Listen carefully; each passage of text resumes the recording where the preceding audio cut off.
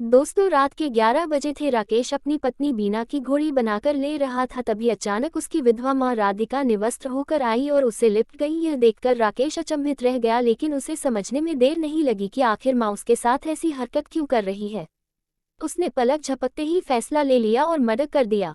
आप सोच रहे होंगे कि राकेश ने अपनी मां या फिर अपनी पत्नी का कत्ल किया होगा, क्योंकि कमरे में इन तीनों के सिवा कोई चौथा नहीं था, लेकिन मरने वाला चौथा ही था, जिसका नाम था विक्की। अब आप सोच रहे हो विक्की कौन है? क्या वास्तव में वह गुनहगार था या फिर राकेश ने उसे किसी गलतफहमी के चलते मारा था? ये सारी बातें आपको मोहब्बत से बताऊंगी, इसलिए वीडियो को ध्यान से देखें, क्योंकि वीडियो के आखिर में आपको गहरे ज्ञान के समंदर में गोते लगाने का अवसर प्राप्त होता है। दोस्तों, चढ़ती जवानी और हवस की यह कहानी मध्य प्रदेश के एक छोटे से गाँव वासी से सामने आई है। यहाँ का रहने वाला राकेश दिल्ली में रहकर नौकरी करता था। घर में उसकी माँ और पत्नी अकेले रहती थी, इसलिए उसने अपने जीजा विक्की से बोला था कि जीजाजी, घर में दोनों महिलाएं अकेली हैं, आप उनका ध्यान रखना। इसलिए विक्की ज्यादातर अपने ससुराल में ही रहता था। राधिका अक्सर उसके मोबाइल में धार्मिक वीडियो देखा करती थी, जिन्हें विक्की डाउनलोड करके रखता था, क्योंकि राधिका को इंटरनेट चलाना नहीं आता था। इसी बात का फायदा उठाते हुए एक दिन विक्की ने अपने मोबाइल से सारी धार्मिक वीडियो डिलीट कर दी और दर्जन भर देसी भाभी वाली पॉर्न फिल्में डाउनलोड करके रख दी।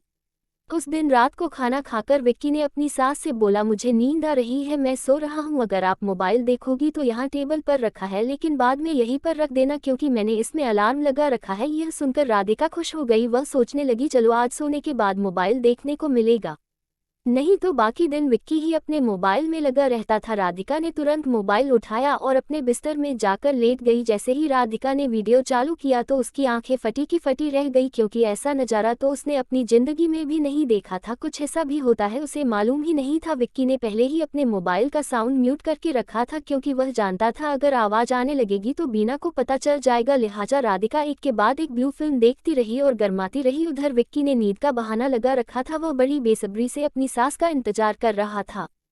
आखिरकार उसका इंतजार खत्म हुआ और रात के 12 बजे राधिका मदहोश होकर उसके बिस्तर में आकर उससे चिपक गई। राधिका के पति को मरे हुए 12 साल हो चुके थे। पिछले 12 साल से बंजर पड़े खेत में जब विक्की ने अपना ट्रैक्टर दौड़ाए तो राधिका की चीख निकल गई। वो तरह तरह की आवाजें निकालने लगी। यह सुनकर बीना की नींद खुल गई और वह पूरा माजरा समझ गई। वो काफी देर तक अपनी सास की मदहोश कर देने वाली आवाजों को इग्नोर करती रही, अपनी ज्ञानेंद्रियों को वश में करने की कोशिश करती रही, लेकिन जवानी है तो उपान मारेगी ही। आखिर बीना का पति भी तो परदेसी था, लिहाजा उसके सब्र का बांध टूट गया और उसने भी संभोग सभा में एंट्री मार ली। विक्की के दिमाग में तो पहले से ही था कि दोनों सास बहू का गेम बजाना है, लिहाजा उसने बिना वक्त जाया किए बिना के भी घुसा दिया, जिसके बाद ये सिलसिला लगातार चलता रहा। तीनों एक गरम गरम बातें करते हुए गरम गरम खाना खाते थे और रात को एक ही बिस्तर में सो जाते थे। उधर विक्की की पत्नी को लगता था कि मेरा पति कितना अच्छा है, मेरे मायके वालों की कितनी केयर करता है, लेकिन उस बेचारी को क्या मालूम था कि मेरा पति रात भर मेरे मायके वालों को सोने नहीं देता है। विक्की बड़ा दमदार था, वो दोनों सास बहू को रुलाकर रख देता था, लेकिन विक्की की रासलीला ज्यादा दिनों तक चल नहीं पाई, क्योंकि 6 महीने बाद दिल्ली में राकेश की नौकरी छूट गई और वह परमानेंट घर आ गया। राकेश के घर आने के बाद बीना को लगातार सर्विस मिलती रही, लेकिन राधिका बेचारी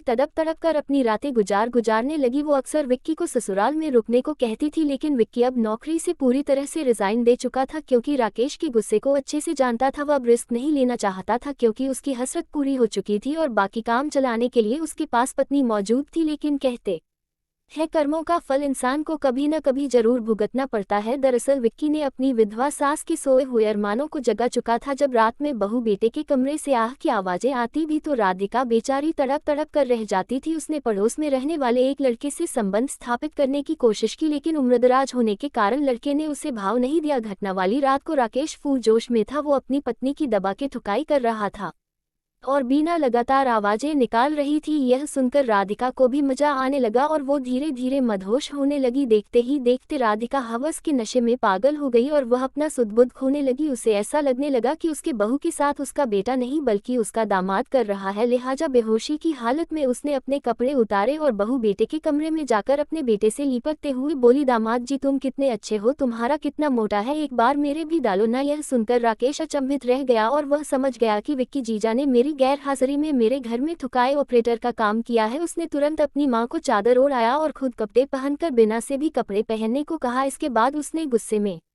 मैं अपनी पत्नी से पूछा, मेरी गैर हाजिरी में इस घर में क्या क्या हुआ है, मुझे सच सच बताओ, नहीं तो आज इस घर में कोई नहीं बचेगा। यह सुनकर बीना डर गई और उसने अपने पति को पूरी कहानी सुना दी। ये सुनकर राकेश गुस्से में आग बबूला हो गया। सुबह होते ही उसने किसी बहाने से अपने जीजा को घर बुलाया, फिर अपनी पत्नी और माँ के सामने ही चाकू से गोद गोद कर अपने जीजा को मौत के घाट उतार दिया, जिसके बाद पुलिस स्टेशन जाकर आत्मसमर्पण कर दिया। तो दोस्तों, उम्मीद करती हूँ अब तक आप समझ गए होंगे कि अवैध संबंधों का अंत हमेशा खौफनाक होता है, और यह भी समझ गए होंगे कि इंसान के कर्मों का फल उसे कभी न कभी जरूर मिलता है। विक्की तो मजा मार के आगे निकल चुका था। उसने सोचा होगा अब राकेश को कभी भी इस बारे में पता नहीं चलेगा, लेकिन उसे क्या मालूम था एक दिन मेरी सास बेकाबू होकर अपने ही बेटे से लिपट जाएगी। इसीलिए गलत काम करते समय इंसान को कभी भी यह नहीं सोचना चाहिए कि मुझे कोई नहीं देख रहा है, क्योंकि ऊपर वाले के कैमरे में सब कुछ रिकॉर्ड होता है और वह किसी न किसी माध्यम से इंसान को सजा जरूर देता है। फिलहाल इस कहानी के बारे में आपके क्या विचार हैं, नीचे कमेंट करके जरूर बताएं।